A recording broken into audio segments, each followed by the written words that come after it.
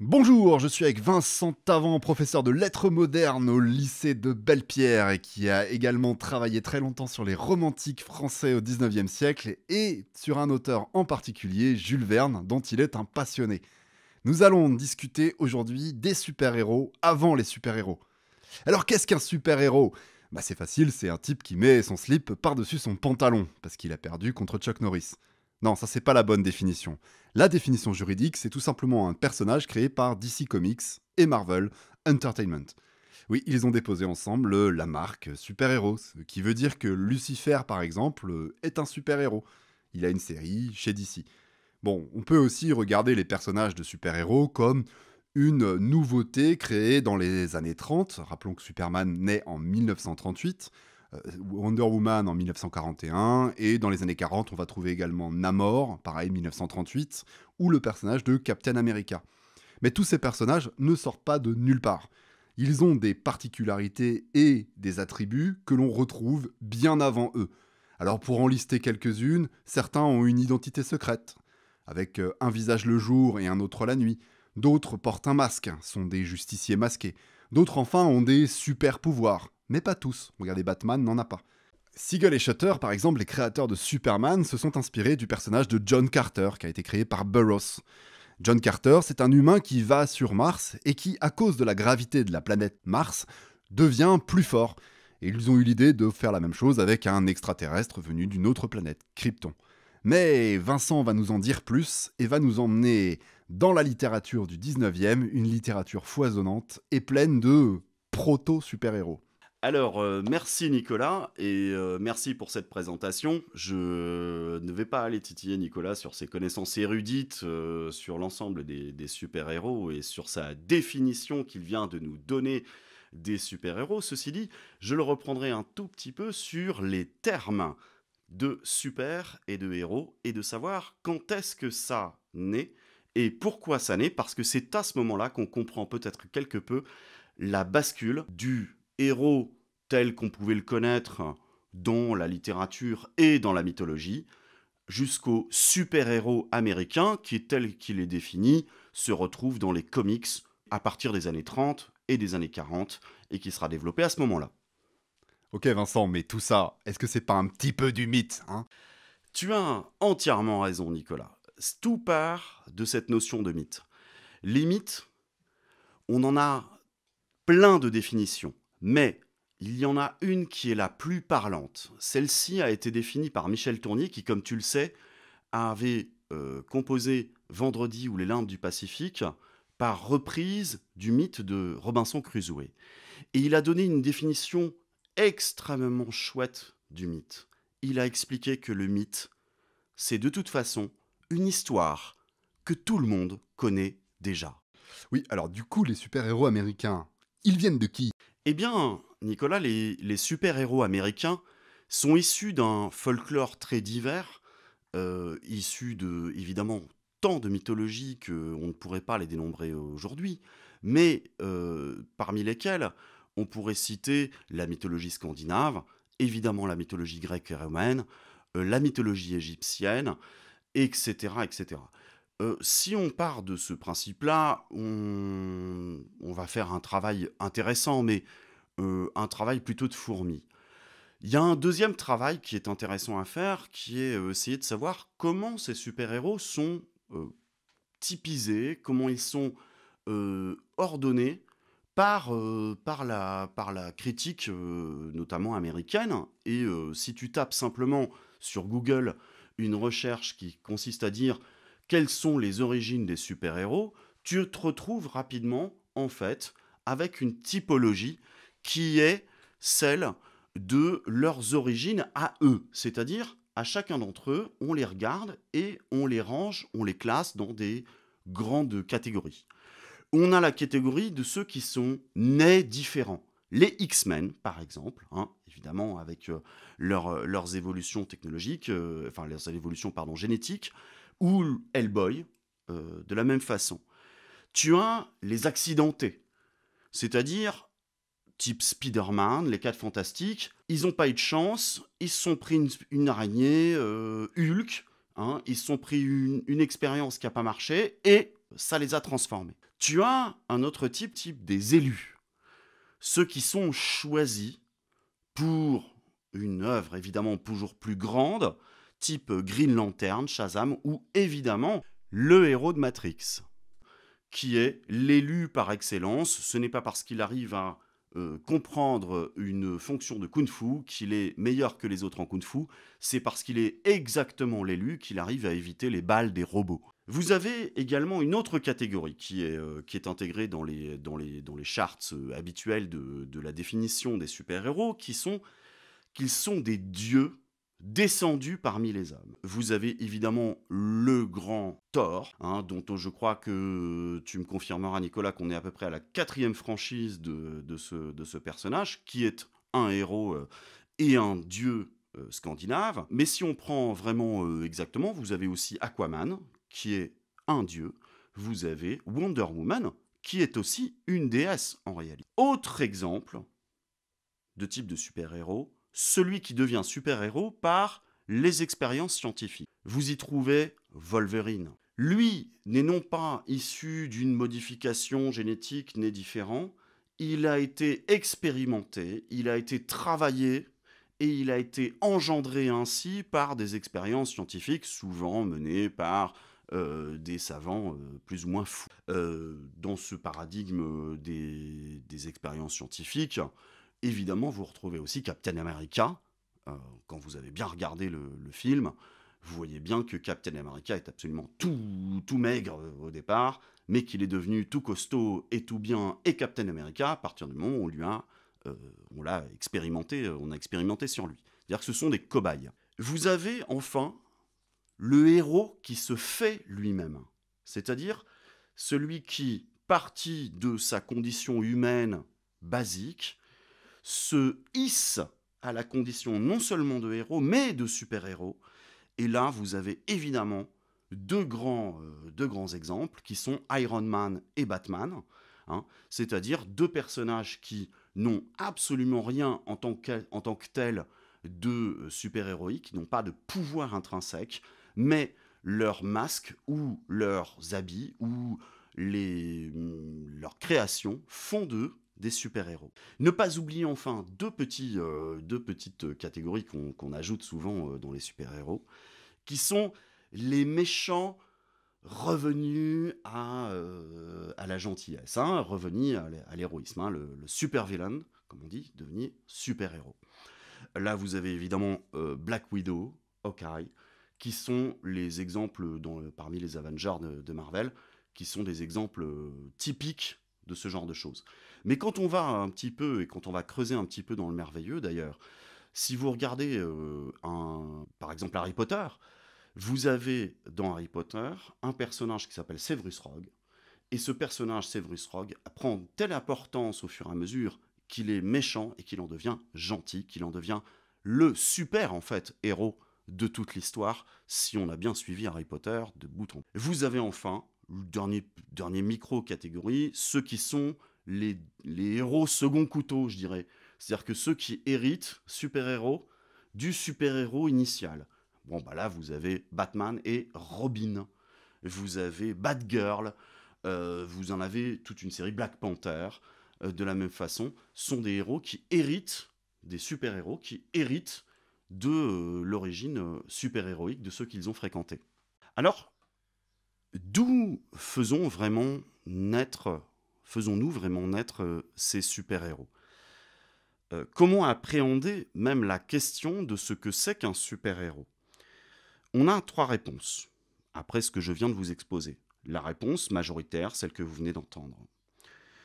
Vous en avez une seconde qui consiste à essayer de chercher des éléments ponctuels et de les voir se raccorder selon les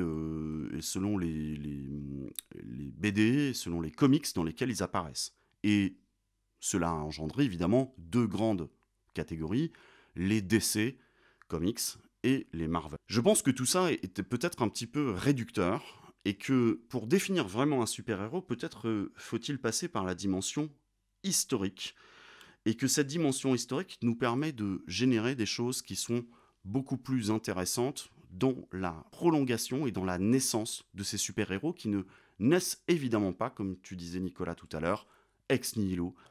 Ils sont en réalité les épigones d'un certain nombre de héros anciens.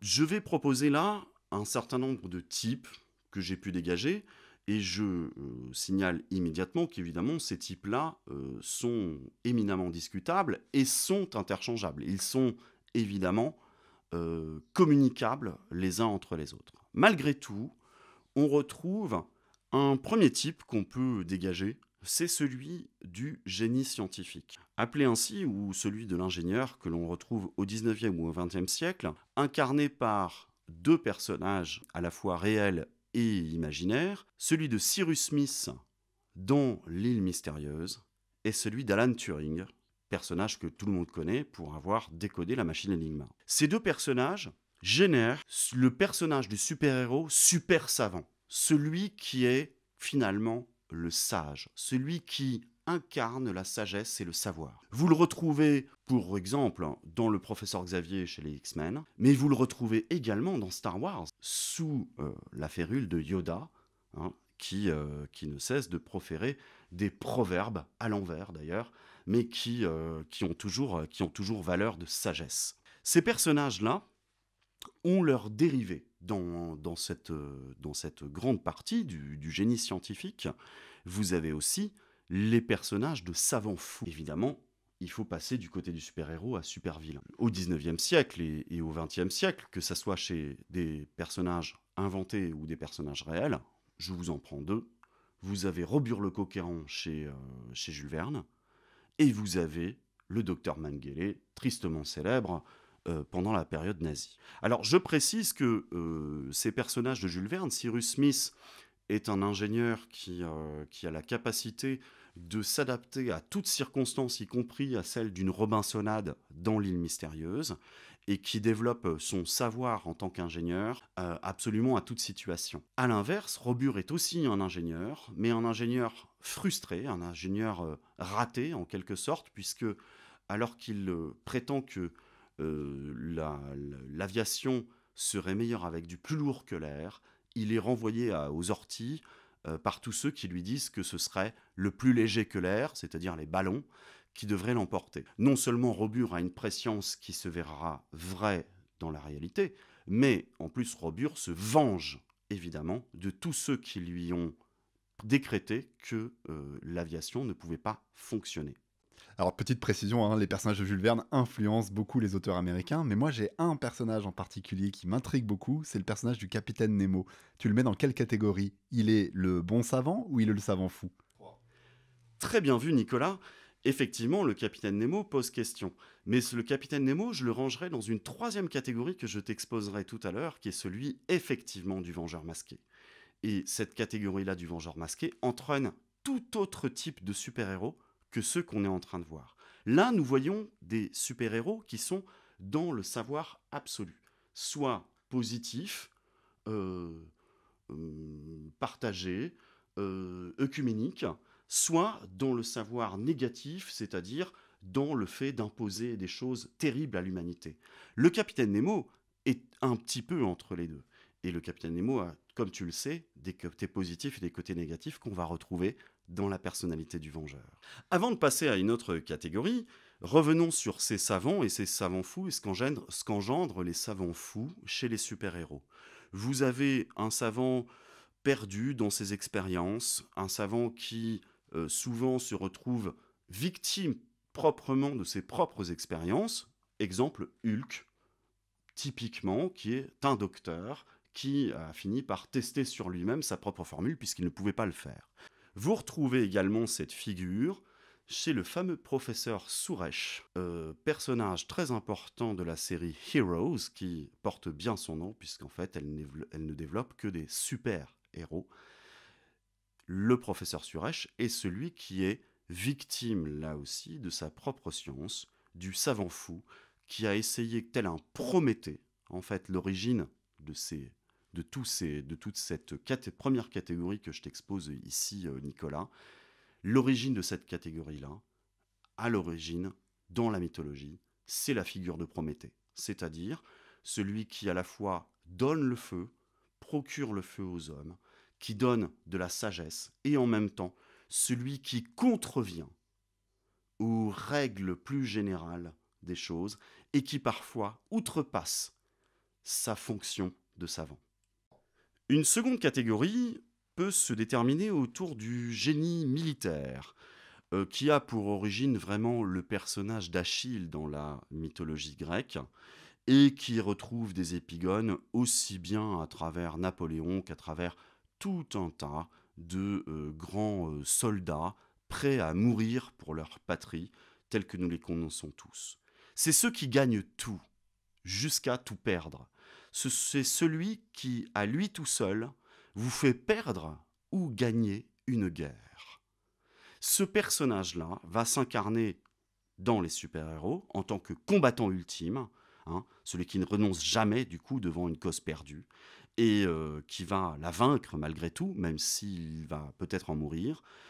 Vous retrouvez G.I. Joe, vous retrouvez Capitaine Américain, vous retrouvez la Bête, vous retrouvez également tout ce qui est une forme de qui est vraiment véritablement un super-héros, Sylvester Stallone, dans les Rambo, je dirais à partir du 2, non pas à partir du 1, puisqu'on sait que le 1 est plutôt une reprise de la blessure du soldat.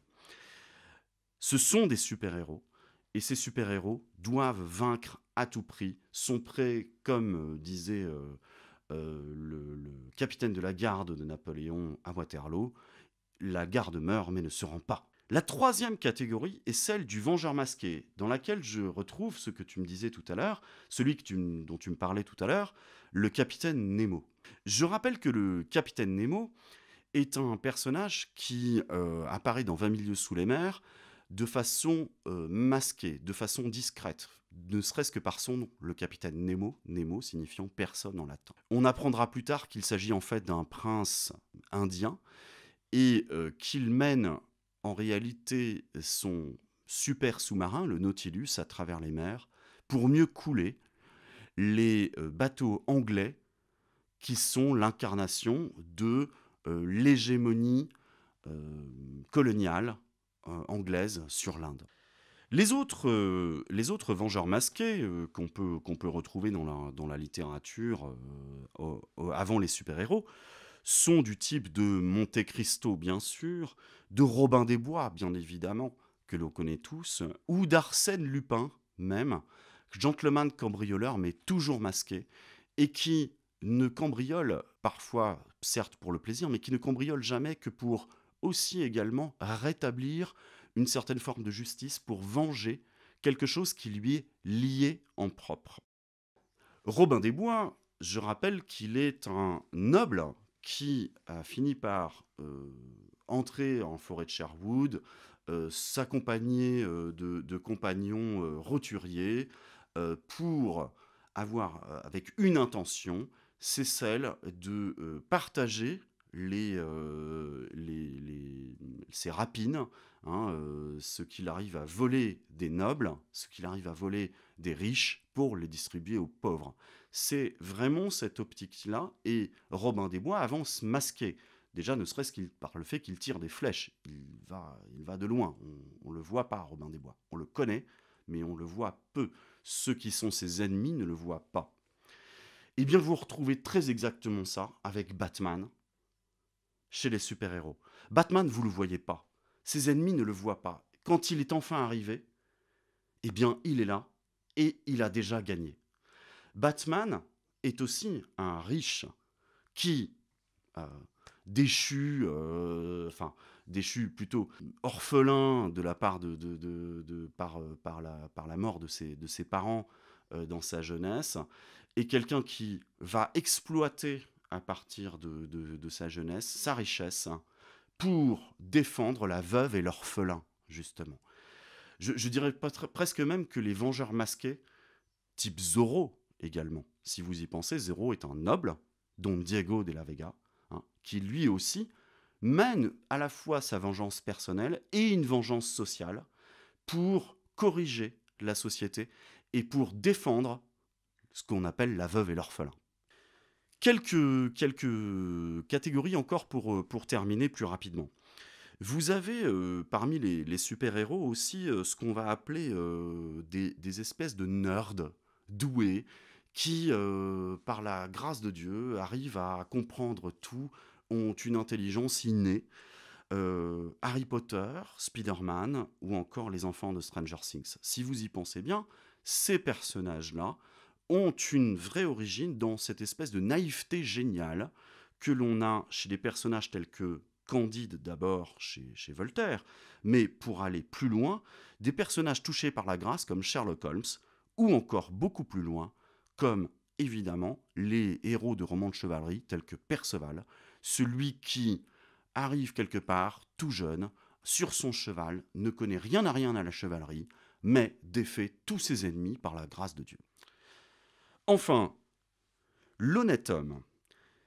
L'honnête homme, c'est-à-dire celui qui devient surhomme, presque au sens nietzschéen, ou pas tout à fait au sens nietzschéen d'ailleurs, mais super-homme, puisque c'est au-dessus de l'homme, super-homme, qui devient super-homme par lui-même, par son honnêteté, par son sens de la justice et de la sincérité.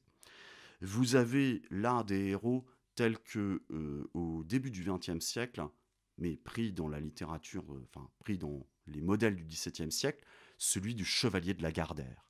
Celui qui, par sincérité et par loyauté absolue, défendra jusqu'au bout les choses et qui s'érige par là à la dignité d'un grand héros, d'un presque super-héros, ce qui donnera le super-héros en réalité par excellence, c'est-à-dire celui qui coordonne le bon, le bien, le vrai, au sens platonicien, c'est celui qu'on connaît tous, c'est Superman. Superman est un héros évidemment fantastique, avec des super-pouvoirs, avec une origine extraterrestre, mais ce qui intéresse véritablement le lecteur ou le spectateur de Superman, c'est que Superman a un sens suraigu de la justice, contrairement d'ailleurs à sa némésis, qui est Lex Luthor. Enfin, on ne peut pas terminer toute cette catégorie-là sans évoquer quand même aussi ce qui nous fascine, ceux que l'on aime par-dessus tout parmi tous ces super-héros, c'est aussi ceux qui ont une part d'ombre, ceux qui ont cette ambiguïté et ceux qui, par leur origine, sont au contraire non pas bien nés, mais mal nés, comme on disait tout à l'heure dans la première catégorisation. Ils ne sont pas nés différents, ils sont nés sous le signe de la malédiction. C'est en fait, pour parodier Sigmund Freud, je dirais que c'est pratiquement le complexe d'Oedipe pris pour des super-héros. Le complexe d'Oedipe pour les super-héros vous donne des bâtards, vous donne des gens qui ne rentrent pas dans la société telle qu'elle est et qui ne peuvent absolument pas, malgré tout leur pouvoir, malgré toute leur capacité, malgré tout leur savoir, à réussir à rentrer dans une perspective positive qui en ferait le héros. Ils sont des super vilains, mais en même temps des super héros à leur manière. Et c'est cela qui vous fascine parce qu'ils ont une capacité du bien. Vous retrouvez là-dedans, dans le cycle d'Harry Potter, un personnage très intéressant incarné par Gary Oldman qui s'appelle Sirius Black. Dans les films, Sirius Black est très exactement celui qui est maudit par essence, celui qui de toute façon avait peut-être les plus grandes capacités de sorcier, mais celui qui avait déjà le signe en fait, mais comme Harry Potter d'ailleurs, mais qui avait le signe de telle façon qu'il ne pouvait de toute façon pas arriver à rentrer dans la société. Vous avez dans Game of Thrones le personnage de Jon Snow. Aussi positif vous paraisse-t-il et autant beau et intéressant vous paraît-il, Jon Snow, si vous regardez bien toute la saga de Game of Thrones, sans parler de celle évidemment de George Martin, mais ça se retrouve aussi, mais dans la série, Jon Snow ne fait que des erreurs. Il ne fait que des conneries en réalité. Il ne s'en sort jamais pour finir par très exactement revenir à son point de départ. Et c'est ce qu'on retrouve également chez le personnage de Magneto. Voilà, tout l'ensemble de ces personnages portent une malédiction en eux, et c'est cette malédiction qui en fait, en fait, leur aspect super-héroïque. Vous retrouvez là vraiment tout l'ensemble des X-Men, et je pense notamment à Wolverine. Vous retrouvez un personnage comme The Punisher. Vous retrouvez une quantité de personnages, si vous les égrenez à travers les super-héros. Et d'ailleurs, ce serait une réflexion sur laquelle je terminerai. J'ai plutôt l'impression que le super-héros positif, tel qu'on l'a développé dans les années 2000-2010 par Marvel et DC Comics, laisse place aujourd'hui aux héros marqués par la bâtardise, aux héros marqués par la malédiction. Et aujourd'hui, c'est véritablement celui qui nous intéresse. Ça pose question sur notre époque. Merci beaucoup Vincent pour cet exposé très complet, mais en fait il y a plein de références derrière que tu n'as pas eu le temps de citer parce qu'il y aurait des dizaines de personnages. Moi, j'ai pensé notamment au personnage des Mystères de Paris qui a été un grand succès à son époque, Rodolphe, derrière ton vengeur masqué, le riche qui va aider les pauvres. Et c'est des personnages qui ont vraiment influencé du monde. Juste en guise de conclusion, il y a eu plusieurs projets littéraires autour de l'idée d'aller aux racines des super-héros. Alors bien évidemment, il y a la Ligue des Gentlemen Extraordinaires d'Alan Moore, qui revient aux sources et qui met en scène des personnages du 19e siècle. Vous avez une initiative française qui est super sympa avec Serge Lehmann et Fabrice Collin, donc qui s'appelle la Brigade Chimérique, et qui pose la question de savoir comment les super-héros, entre guillemets, européens ont disparu autour de la Seconde Guerre mondiale. Et on y retrouve des personnages littéraires comme le Nyctalope, par exemple, de Jean de La Hire. Bon, alors ils ont un peu mélangé le personnage et son auteur pour en faire un espèce de collabo, mais voilà. Et puis on a aussi le travail de Neil Gaiman qui est super intéressant. Lui, c'est vraiment American Gods, et c'est derrière ces super-héros américains, il voit en fait toutes les mythologies du monde entier qui sont venues s'installer aux États-Unis. Donc voilà, c'est un sujet qui est large, long, et puis je pense qu'on va passer aux questions à travers le live sur Zoom, et on laissera la parole au public. Merci à tous, merci Vincent. Merci Nicolas.